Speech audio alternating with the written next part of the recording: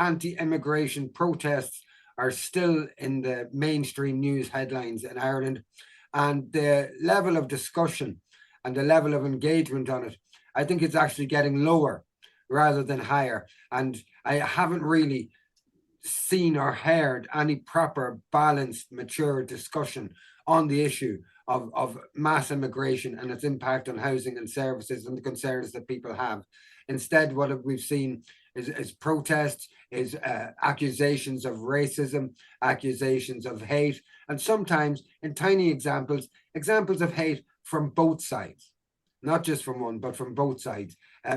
We'll just have a look at some of these headlines. And Padraig, again, you wanted to run with this one.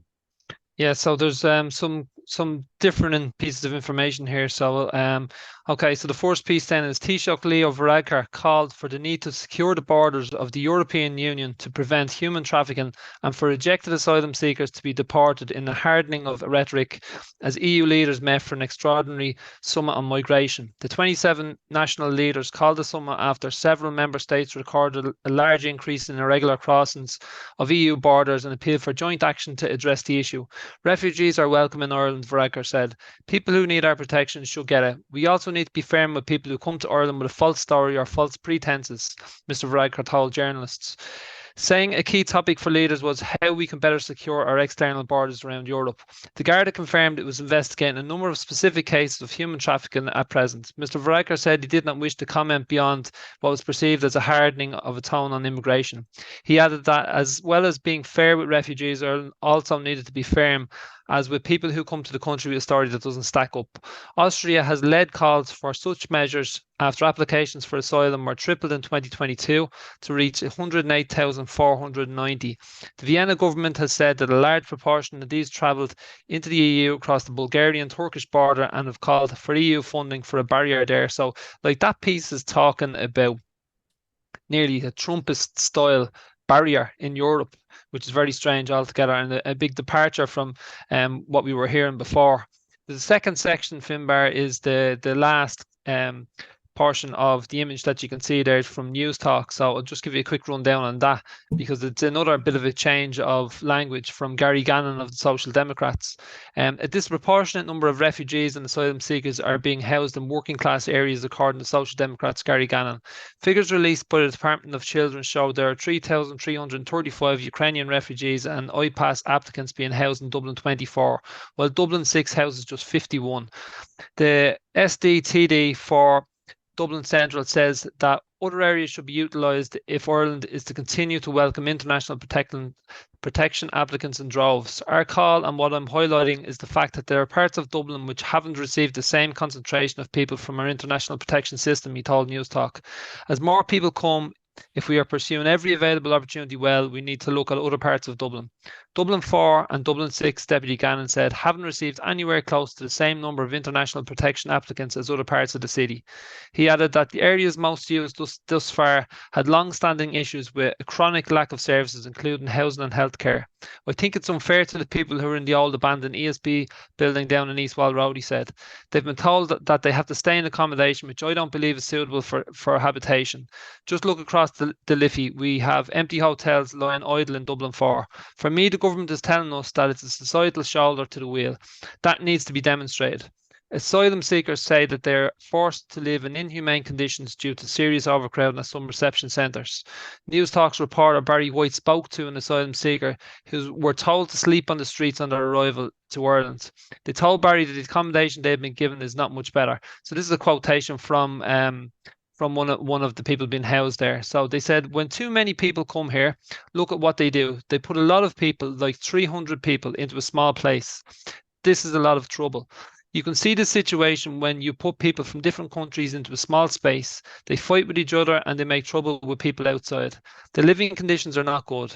They have to stop bringing more people to Ireland because it is small. They shouldn't bring this many people. Another man said people should know asylum seekers are not living in luxury. We are not living a 5-star that people think we are living in. I mean, if you see yourself, it's not a place for human beings. It's kind of sad that people think we're living in 5 stars. So that's given you a very comprehensive set of different perspectives on this.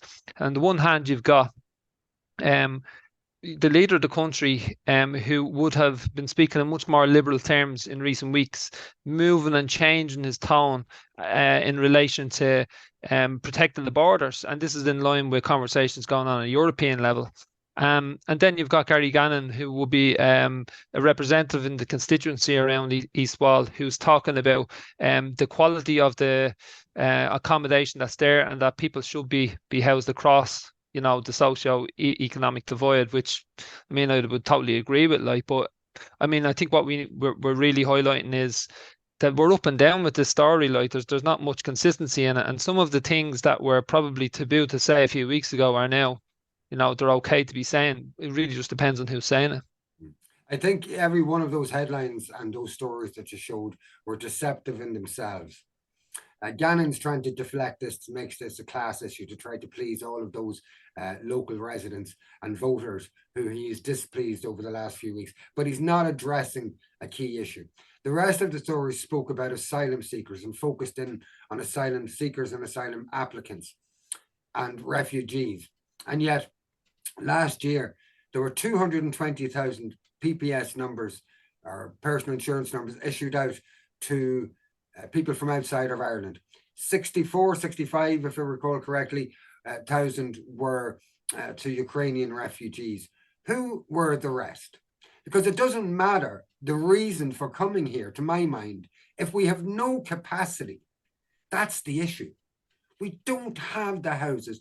We don't have the services for anybody. It doesn't matter whether you classify them as asylum seekers or people who are coming in through student visa programs, people who are coming in to essentially work, but using the student visa program, people who are coming in through employment programs. We've been taken in from all over the world to work here as, and to my mind, cheap labor, and what is in essence different forms of people trafficking on a massive regulated scale. So I think all of these headlines avoid the key issue, that we literally do not have the capacity. Now, I've been engaged in Twitter discussions and debates on this issue over the last few weeks, and people would say to me, Finbar, you of all people should know that there are X amount of scores of thousands of houses lying idle in Ireland at the moment. And I make the point that the material and work requirements to refurbish those properties and the time that it would take would be years. And yet these people are here now, and there's more coming. So this isn't, when I make my comments about hate, I'm going to give my opinion, it's not about hate. It's not about judging a race or religion or anything else as better or worse than any other one. I'm just not into that. It's about the practical capacity of this state and the impact that this is having on absolutely everybody. We're doing nobody any favors. The people that are coming here, we're treating like second or third class citizens in the way we're treating them, because we don't have the capacity, and yet we've entered into legal agreements, and we've developed a culture over the last short while in which we can't say no. And I think a lot of this is about big business wanting cheap labor and wanting to stop any industrial action on the part of low-paid workers to demand more in a time of high inflation. And that's what I essentially see a lot of this about. And when we degrade the conversation to race and to race baiting and to saying that this person is a racist or that person is a racist. And on the one hand, I saw a tweet today, in fact, from Ewan McKenna, who made the point that he's sick and tired of this debate being hijacked by Paul Murphy and by the likes of Tommy Robinson.